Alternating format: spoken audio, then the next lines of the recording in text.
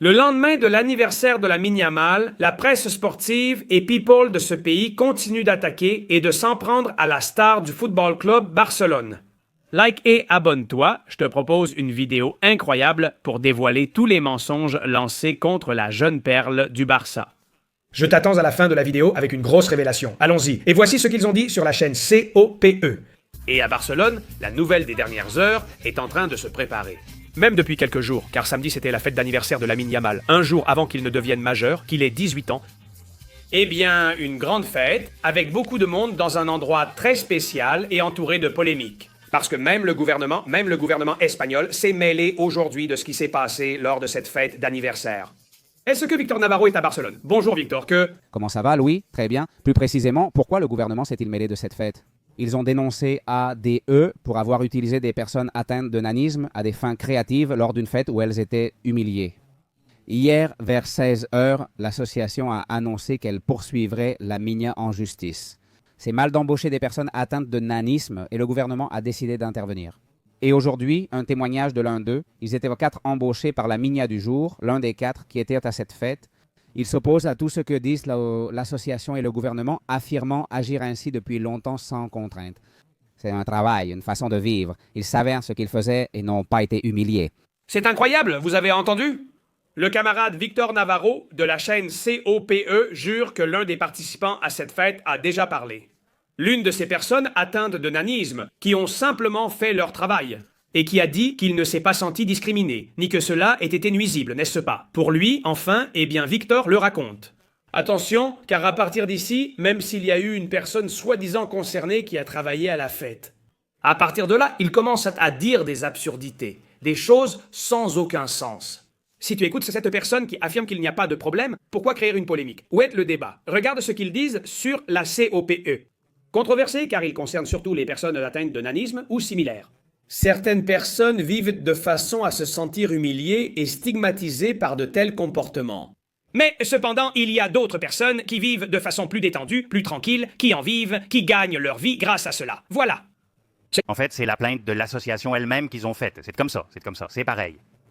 Il n'y a pas de piège ici. C'est-à-dire, s'il y a eu humiliation, peu importe s'il pète ou non, si c'est volontaire ou non, c'est répréhensible. S'il n'y a pas d'humiliation, c'est un travail normal que ferait n'importe qui d'autre. Il a été payé et il n'a pas été humilié. Il n'y a aucun problème, c'est la seule chose qu'il faut savoir. Qu'est-ce qu'ils vont enquêter? Je trouve ça bien, mais que vont-ils enquêter?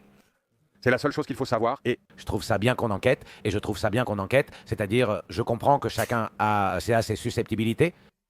Et, par exemple, si cette personne qui est entrée à RACU dit qu'elle ne s'est pas sentie humiliée, mais ça reste un sujet très délicat et très sensible, tu ne peux pas te consacrer Seulement à... et un individu. Concrètement, comment s'est-il senti ou non? C'est quelque chose de bien plus complexe et bien plus global. Et comme le dit David, et je suis totalement d'accord, en cas d'humiliation, et on les a engagés pour se moquer d'eux, pour rire, et ça, il y a 1000 façons de se moquer d'une personne.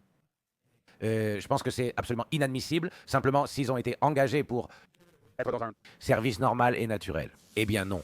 il ne devrait y avoir aucun problème. Et maintenant, je laisse la parole à Morales. Mais la question de Mouni avant la pub était de savoir si nous avions dépassé les limites avec Yo. Je ne dis pas que c'est bien ou mal, mais je n'ai aucun doute. On est en train de perdre la tête avec tout ce que ça génère au niveau des commentaires. Mais C'est aussi la taille du footballeur, David. L'autre jour, on parlait de la répercussion mondiale au niveau des réseaux sociaux et au niveau des mineurs. De nombreux garçons et filles qui l'admirent comme un modèle. Et à cette répercussion s'ajoute le fait que tout ce qui s'est passé est amplifié encore plus. C'est qu'il y a une plainte déposée par une association, c'est ça qui amplifie tout. Oui, Mais tant qu'il n'y a pas de décision, je n'ai pas de raison de croire que la plainte va prouver qu'il y a eu humiliation. quand ils le diront. Mais la plainte est déjà grave. Oui, bon, mais non. Toutes les... Les plaintes aboutissent toujours selon le souhait du plaignant. C'était une fête privée censée être sans téléphone. Pourtant, à la fin... On sait tout. Des images viennent tout juste de sortir. On n'a pas seulement parlé de ces personnes, il a aussi été dit que des filets d'images a commenté si les groupes. L'histoire des fils d'images me hante depuis l'affaire Louis Rubian. On a déjà tout entendu à ce sujet, si c'est sorti.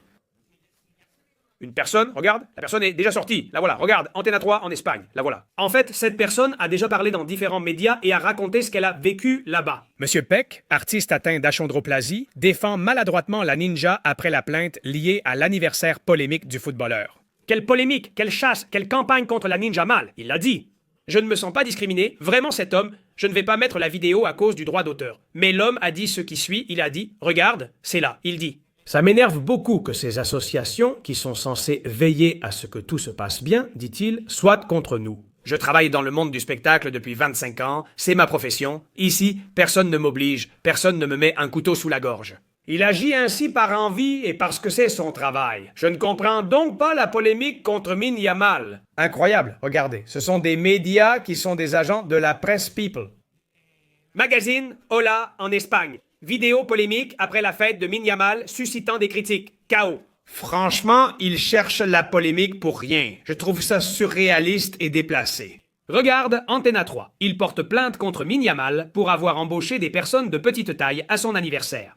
Le gouvernement et l'ADE poursuivent en justice le footballeur du Barça pour avoir engagé des personnes atteintes de nanisme à sa fête de ses 18 ans. Qu'est-ce que c'est que ça? Je veux dire, pourquoi devez-vous attaquer Min Yamal? Vous êtes jaloux contre le Barça et contre Min Yamal et vous ne supportez pas qu'il profite de la vie? Plus de médias. Voilà, sondage. Attention à ce sondage. Regarde, ici, le journal 20 minutes publie. Tu trouves approprié la façon dont Min Yamal a fêté son anniversaire? Vraiment? Incroyable? Je crois que là, on a dépassé les bornes avec un thème de gangster. C'est une blague, mec. C'est vraiment le thème. Je trouve ça totalement méprisable. Méprisable et je pense que c'est honteux. Comme Telecinco, c'est le télécirque. Le Barça aurait averti Lamine Yamal après la célébration de son anniversaire, refusant qu'il dépasse les limites. Mais vraiment, si le lendemain, ils avaient entraînement, c'est-à-dire ils ont dû passer des examens médicaux, ils n'ont pas bu, écoute, ils peuvent boire ce qu'ils veulent, évidemment, non? Tant qu'ils font attention, qu'ils le fassent avec responsabilité. Mais dépasser les limites, même pas. Il y avait de grands artistes, ils se sont bien amusés. Mais je pense que c'est une vraie chasse contre la ninja, ce qui rend la caverne folle. Tout ça est orchestré depuis Madrid, ne doutez-en pas une seconde. C'est arrivé avec l'affaire Negreira, c'est arrivé avec 1000 autres choses. L'affaire Vinicius, ce blanchiment d'images pour Vini. Il y a même des gens qui disent sur les réseaux, si c'était Vinicius qui avait fait ça, vous l'auriez tué. Mais quel est le rapport entre l'un et l'autre? Ce que fait Vinicius, c'est un comportement totalement déplacé sur le terrain. Dans ce cas, personne ne peut rien reprocher à Lamine Yamal, n'est-ce pas? Et si on regarde en arrière, on traitait Messi d'hormoné, de nain, de tout.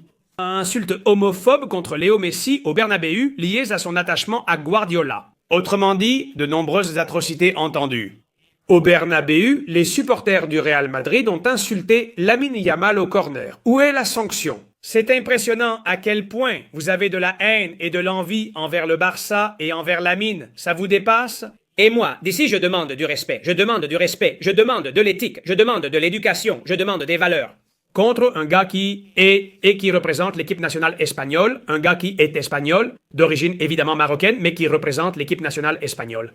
C'est la star de notre pays, c'est possiblement le prochain Ballon d'Or, et sinon celui des prochaines années. Franchement, arrêtez ce manque de respect et cette chasse absurde contre Lamine juste parce qu'il est du Barça. Ces campagnes suffisent. Profitez de Lamine Yamal et laissez-le tranquille. Un peu de respect pour lui, s'il vous plaît. Mets un like, abonne-toi et laisse-moi un commentaire. Qu'est-ce que tu penses de cette honte, de cette attaque contre Lamine Yamal? Barça hier, Barça aujourd'hui, Barça toujours.